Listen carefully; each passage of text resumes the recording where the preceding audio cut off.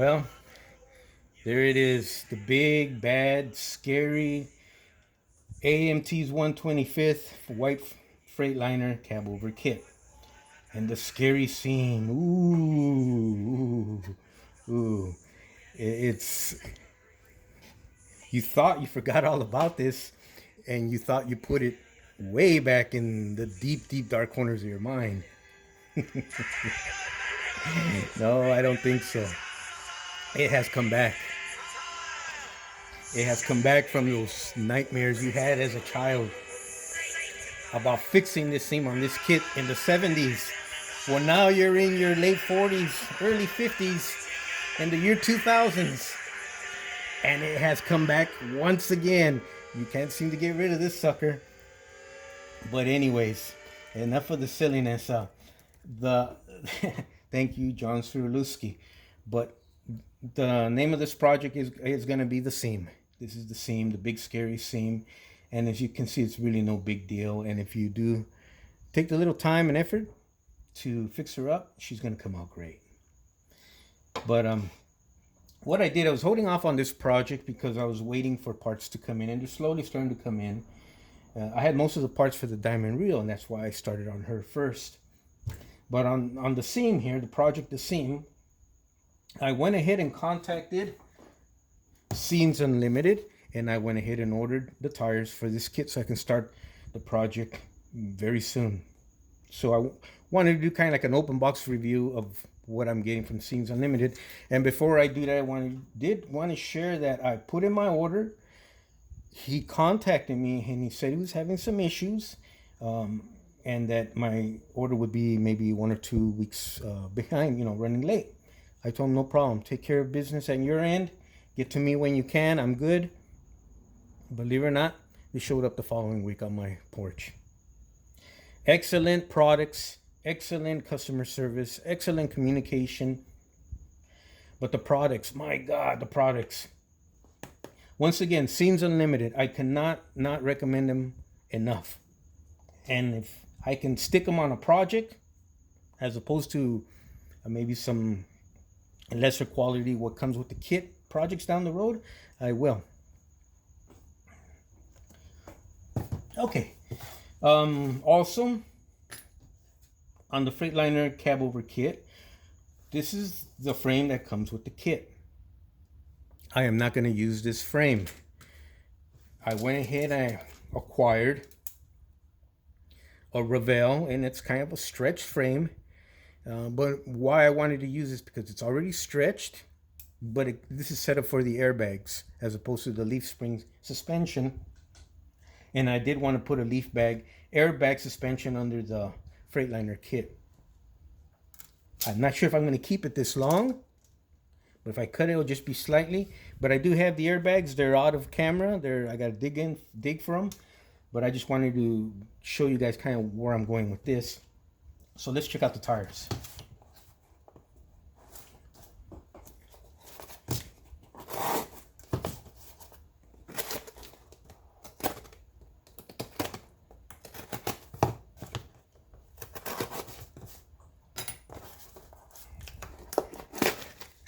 Ooh, alrighty.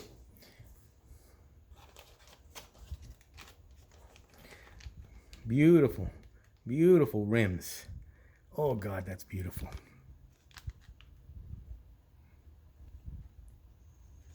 Should get some light on those suckers. For those of you guys that are interested in their products, maybe down the road on one of your projects, I'm gonna give you guys close up. You guys can contact me down below in the comments section at any time if you have any questions. There are little tricks to putting and assembling these so you don't damage them or screw up. And I'll cover those when we get to them down the road. But there are little tricks. I'm going to contact the owner and let him know if he can maybe put a little piece of paper in each kit saying what steps to take where you get the best results on these. It's just my advice. I'm going to send him my 2 cents, whether he wants to do it or not. And I'm pretty sure he would. But these are beauties, and you don't want to screw them up. Okay. These would be the the drum brakes, and all your lugs and your hubs. And as you saw in my last video or a few videos back, these take about 4 or 5 minutes per tire to put in.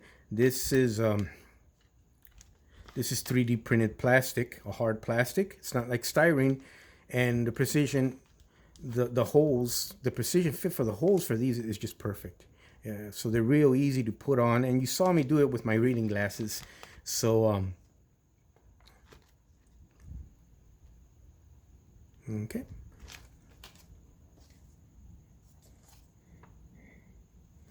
Okay, just something to show what's in the box. Let's get to the tires. These are two of the front steer tires. These are the tires you saw on my diamond reel project.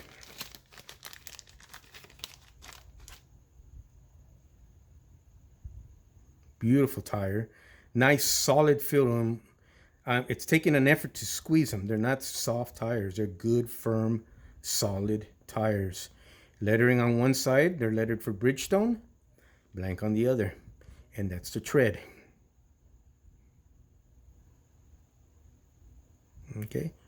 Beautiful tires. And the ones that caught my eye are the rear drive tires. So we'll check these out right now.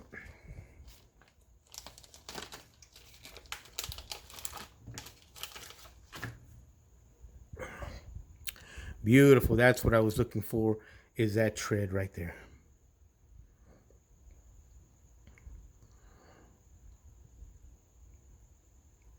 They're also Bridgestone tires, marked on one side, not on the other, and that same sturdy, firm, but yet flexible rubber or whatever material they use.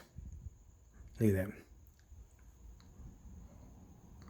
So these are the tires. These are the front steer tires, and these will be the rear drive tires that are going to go underneath my Freightliner cab over project, also going to be known as the seam. Okay. So I got a couple packs of these. The whole setup pretty much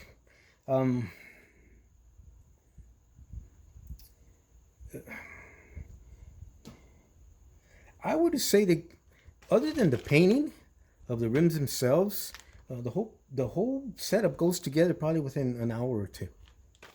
But the painting is a little different, but that's not complicated at all either. And when I get to the painting, when I do this project for the seam, I'm gonna film the painting outclad process. So anybody who has any fears or doubts or wants to attempt it, is hesitant, we'll see how easy it actually was for me. And once again, that's a big shout out to Weekend Hobbyist, who helped me a lot with his video tutorial on the subject. Okay. Also, as you can see in the background, the parts for the diamond reel are coming together. Let me see, get those on camera. All right.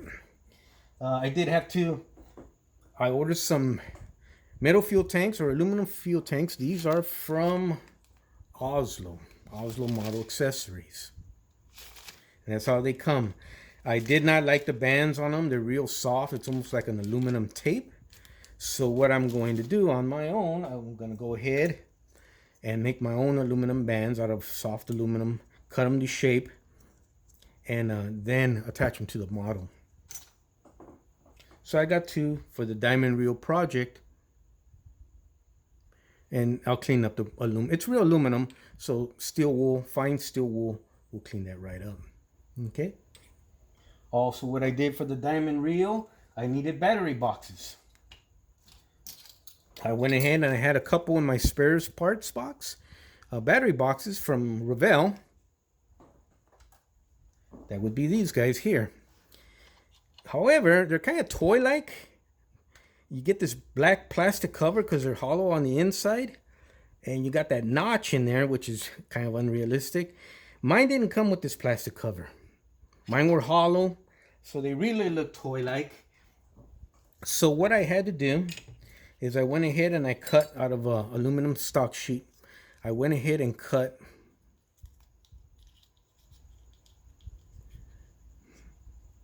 oops, there you go. There you go. So now they have their covers. Okay. I'll put a little weight in there. I'll touch up everything else, the Alcad method. There's not going to be any chrome on this truck. It's all going to be either brushed aluminum or stainless steel. But we'll tone down that shininess. And I also covered that hole with a piece of aluminum, so it shouldn't show that bad, but it'll still be there, which is fine. So those are my battery boxes for the Diamond Reel project. Also, what I wanted to show you on the Diamond Reel project, which I had to do, it was missing its shock absorbers. Excuse me. So I went ahead and made some shock absorbers out of brass. The middle, the piston rod is made out of stainless steel, and the rest of the shock absorber body is made out of brass. So we'll put those on the Diamond Reel frame up front. I'm holding off on the rear because I want to see exactly what the setup is for shock absorbers on the rear on a leaf spring setup. How they're leaning, are they running inside the frame, outside the frame, that type of thing. I've seen them in all sorts of configurations. I just want to do my homework and research and kind of figure out how they're going to be best applied to my model. And it'll probably be done after it's built, which is fine. It's usually something I wind up doing anyway. So I keep working on the models well after they're built, years down the line, when an idea strikes me. I don't know if I showed you guys last time, I had to make some additional air reservoir tanks. This is brass. These weigh a ton. And I soldered the straps on, and I painted them the same metallic blue to match the differentials and the transmission, which I went ahead and put on our project there. Also, we installed the grill on the hood, and the hinge system we are going to use basically is this almost is like a roller bearing. You put a little dab of oil on here. One tube is hollow, one is solid. You just slip it on. With that oil running inside there, it makes it extremely slippery. And but you're gonna have the rigidness where the hood won't move as you flop and open and close it and flop the hood shut. And it'll come down and it'll open with authority because of the roller bearing type action of this type setup. Okay, I used this type setup many times in my model railroading days and in my armor days. Should have no problem fitting it there. I found one of the original hinges. I put it in. That's going to be for measurements, so I know exactly where to place this hinge setup and how it's going to work. And I'll show you guys when I build it. I'll have an extra one to show on video. I'll solder a brass plate onto this. The brass plate will be glued onto this at the height to match the hinge, and then I just slip the hinge in between the rails on the Diamond Reel. So hopefully it'll flop and close and not have this type issue. But even if you try to bend it, it won't because of the width and sturdiness of this. So I hope I explained myself right on that. This is a short video. Pretty much I think we're done. I wanted to share with you the fantastic products from Scenes Unlimited. And these are definitely going underneath the AMT white Freightliner cab over kit. It's going to be known as the seam. A weird name, but apparently since this big bad scary project has everyone frightened, it's going to be the boogeyman of our dreams. of our nightmares, I should say.